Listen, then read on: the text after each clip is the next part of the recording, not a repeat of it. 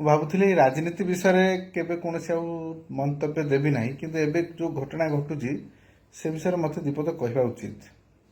ଏବେ କିଛି ଲୋକ, କିଛି ନ୍ୟୁଜ୍ ବାଲା, କିଛି ବିଜେଡିର କିଛି ଲୋକମାନେ ଜୋରଦାରରେ ଚିଲେଇ ଚିଲେଇ କହୁଛନ୍ତି ଯେ ନବୀନ ପଟ୍ଟନାୟକ ଚିଠି ଦେଇଦେଲେ ୱେଷ୍ଟବେଙ୍ଗଲରୁ ଗଣ୍ଡା ଗଣ୍ଡା ଆଳୁ ଆସିକି ଏଠି ପହଞ୍ଚିଗଲା।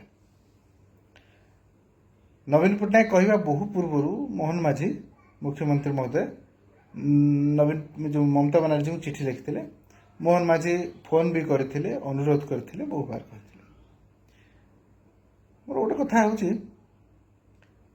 ଆଳୁ ତ ଏପର୍ଯ୍ୟନ୍ତ ଆସିନାହିଁ, କିନ୍ତୁ ନବୀନ ପଟ୍ଟନାୟକ ଚିଠି ଲେଖିଦେଲେ ମମତା ବାନାର୍ଜୀ ଆଳୁ ପଠାଇଦେଲା, ଏଇଟା ଡିକ୍ଲେୟାର କରୁଛନ୍ତି ଏମାନେ। ଆଚ୍ଛା, ଆନ୍ଧ୍ର ଆମର ଓଡ଼ିଶାର ମ୍ୟାକ୍ସିମମ୍ ଜାଗା ମାଡ଼ି ବସିଛି। ଯେଉଁ ଏ ବିଷୟରେ ଏବେ ବର୍ତ୍ତମାନ ଓଡ଼ିଶା ସରକାର ଆନ୍ଧ୍ର ସହିତ କଥା ହେଉଛନ୍ତି। ନବୀନ ପଟ୍ଟନାୟକ 24 ବର୍ଷ ସରକାରରେ ରହିଲେ, ଚିଠି ଲେଖିଦେଲେନି, ଆନ୍ଧ୍ର ଛାଡ଼ିକି ପଳେଇଥାନ୍ତା। ଛତିଶଗଡ଼ ମହାନଦୀ ଉପରେ ବ୍ୟାରିକେଡ୍ କରିଦେଇଛି, ପାଣି ଛାଡ଼ୁନି। ତମେ ବେକେ ପାଣି ଭିତରେ ବସିକି ଆନ୍ଦୋଳନ କରୁଥିଲ, ନବୀନ ବାବୁଙ୍କୁ କହିଲେନି ଚିଠିରେ ଲେଖି ଦେଇଥାନ୍ତେ ନା? ତାହେଲେ ଚିଠି ଲେଖି ଆସୁନଥିଲା ତମେ ନା କ'ଣ? ବିଜୁ ବାବୁଙ୍କ ଡାକଟା ବିମାନ ଏତେ ଦିନ ଧରି ବାହାରେ ରହିଲା, ଓଡ଼ିଶା ଆସିପାରୁନଥିଲା।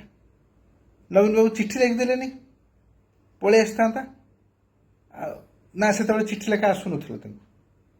ନବୀନ ବାବୁଙ୍କ ଦଳରେ ଅନେକ ନେତା ଓଡ଼ିଶାର ଲୋକମାନଙ୍କଠୁ ଚିଟ୍ ଫଣ୍ଡ ନାଁରେ ଠକେଇକି କୋଟି କୋଟି ଟଙ୍କା ନେଇଗଲେ। ତାଙ୍କୁ ନବୀନ ପଟ୍ଟନାୟକ ଚିଠି ଲେଖିଦେଲେନି, ଚିଟ୍ ଫଣ୍ଡ ହିତାଧିକାରୀ ପଇସା ପାଇଯାଇଥାନ୍ତେ। ଯେତେବେଳେ କୋଟି କୋଟି ଟଙ୍କାର କରପସନ୍ ଏଠି ଚାଲିଥିଲା, କୋଇଲାଠୁ ଆରମ୍ଭ କରି, ଖଣିଠୁ ଆରମ୍ଭ କରି, ଡାଲିଠୁ ଆରମ୍ଭ କରି ସବୁ ଖାଇଯାଉଥିଲେ, ସେଇ ମନ୍ତ୍ରୀମାନଙ୍କୁ ନବୀନ ପଟ୍ଟନାୟକ ଚିଠି ଲେଖିଦେଲେନି, ଖାଇଯାଇଥିବା ପଇସାଟା ବାନ୍ତି କରିଦେଇଥାନ୍ତେ ନା? ସେତେବେଳେ ଚିଠି ଲେଖି ଆସେ ନା?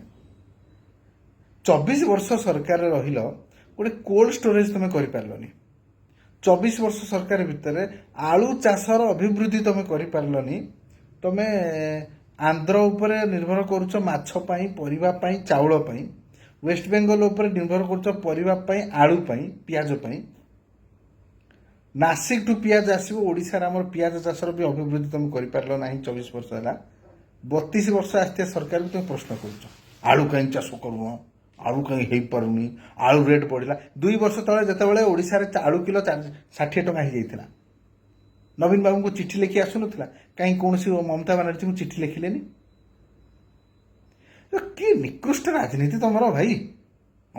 ନବୀନ ବାବୁ ଲେଖିଦେଲେ। ଆଚ୍ଛା, ନବୀନ ବାବୁ ଯେଉଁ ଚିଠିଟା ଲେଖିଛନ୍ତି, ସେ ଚିଠିଟା କ'ଣ ଲେଖିଛନ୍ତି, କାହାକୁ ଲେଖିଛନ୍ତି, ସେ ମ୍ୟାଟର ବିଷୟରେ ଏବେ ତାଙ୍କର ମନେ ଥିବ? ଏଇ ତ 4 ଦିନ ତଳ କଥା, ମନେ ଥିବ? କି ଭ୍ରାନ୍ତି ଭିତରେ ରହିছে ରେ ବାବା। ସେ ଲୋକଟାକୁ ବାଡ଼େଇ ବାଡ଼େଇ ଲୋକ ହରେଇଛନ୍ତି।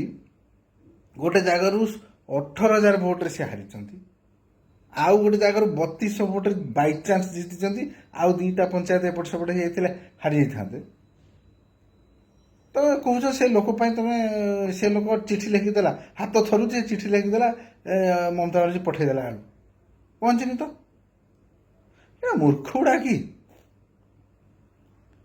ଲୋକ ଓଡ଼ିଶାରେ ଭୋଟ ଦେଇଛନ୍ତି, ପାଣ୍ଡିଆନ ବିରୁଦ୍ଧରେ ଦେଇନାହାନ୍ତି, ନବୀନ ପଟ୍ଟନାୟକଙ୍କ ବିରୁଦ୍ଧରେ। କାହିଁକି? 26ଟା ଜିଲ୍ଲା ନବୀନ ପଟ୍ଟନାୟକ ପ୍ରଚାର କରିବା ପାଇଁ ବୁଲିଛନ୍ତି, ତଥାପି ସେ 26ଟା ଜିଲ୍ଲାରେ ବିଜେପି ସମର୍ଥନରେ ବିଜେଡି ବିରୁଦ୍ଧରେ ବାହାରିଛି। ଅର୍ଥ ଲୋକମାନେ ନବୀନ ବିରୁଦ୍ଧରେ ଭୋଟ ଦେଇଛନ୍ତି। ଏଟାକୁ ଆକ୍ସେପ୍ଟ କର।